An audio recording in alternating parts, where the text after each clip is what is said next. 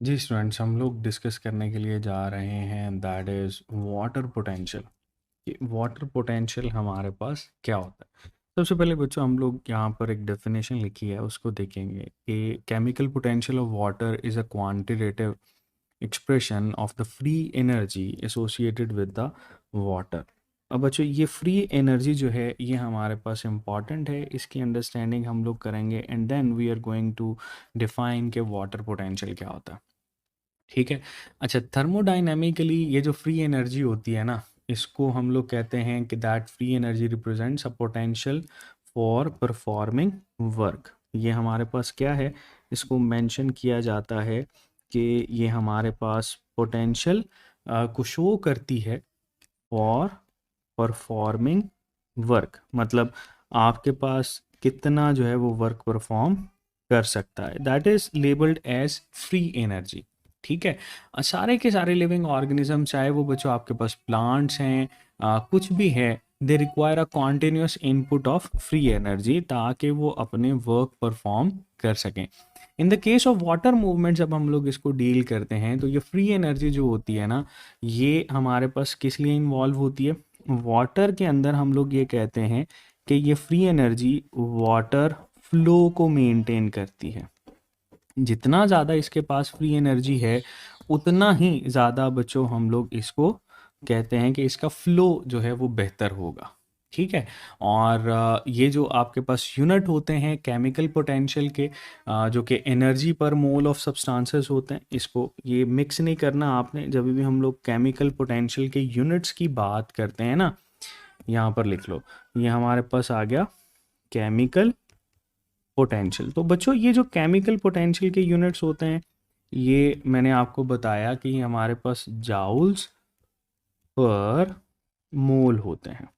ठीक है, जाउल्स पर मोल हम लोग इसको शो कर रहे होते हैं। ठीक है जी।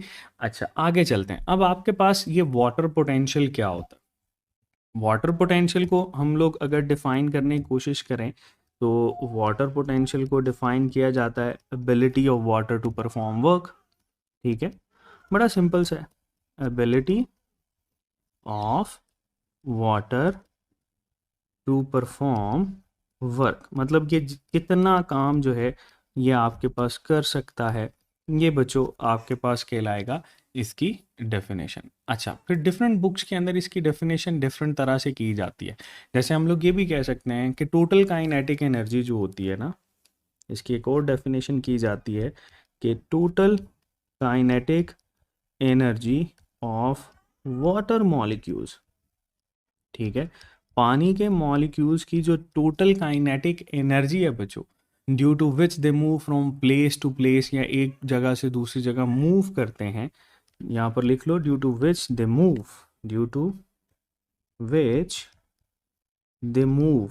ठीक है, इसको बच्चों हम लोग कहते हैं कि ये इनका वाटर पोटेंशियल है, that is called water potential. तो वाटर पोटेंशियल की डेफिनेशन जो हैं ये आपके पास बच्चों डिफरेंटली लिखी जाती हैं, जिसको हम लोग यहाँ पर मेंशन कर रहे हैं। अब वाटर पोटेंशियल जो है बच्चों, इसको हम प्रैक्टिकली कैसे शो करेंगे। फर्स्ट कर लो, ये हमारे पास भाई इस कंटेनर के अंदर ये पानी पड़ा हुआ।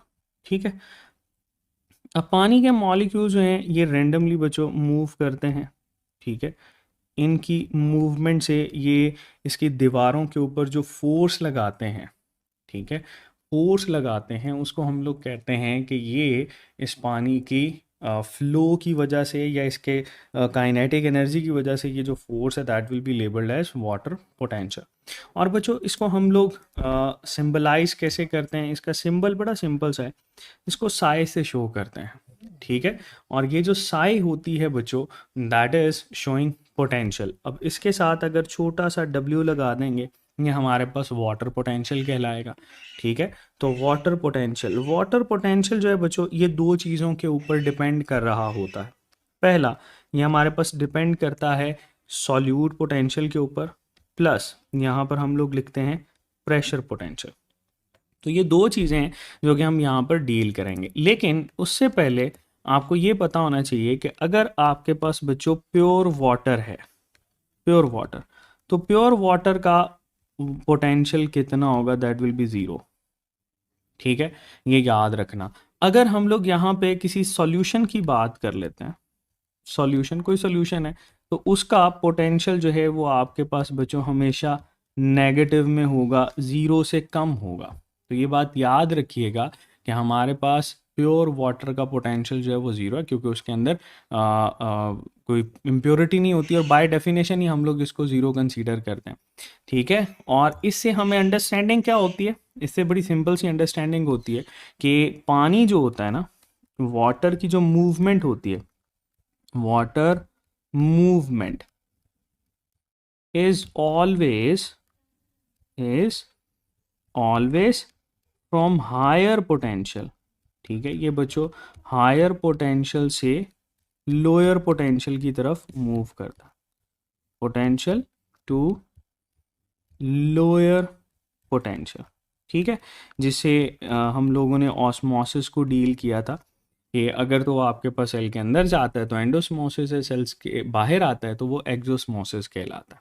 ठीक है बच्चों, तो ये याद रखना कि हमारे पास वाटर पोटेंशियल जो है, ये आपके पास वो वाले पैरामीटर्स होते हैं जिनको हम लोग रिलेट कर रहे होते हैं इसके साथ। ठीक है जी, बहुत सिंपल सा है। चलो आगे चलते हैं। इस वाटर पोटेंशियल के यूनिट्स क्या होंगे? तो बच्चों इस वाटर पोटेंशियल के यूनिट्स की अगर हम लोग बात करें तो ये हमेशा किसके अंदर नोट किए जाते हैं? पास्कल के अंदर, या मेगा पास्कल भी हम लोग इसको कहते हैं। इसके यूनिट्स को आप लोग मेगा पास्कल्स जो हैं वो बच्चों मेंशन करते हो। ओके, चलो अब इसके जो डिपेंडेंट्स हैं उनको हम लोग डील करते हैं कि ये आपके पास कौन कौन से पैरामीटर हैं जिनके ऊपर ये डिपेंड कर रहा होता है।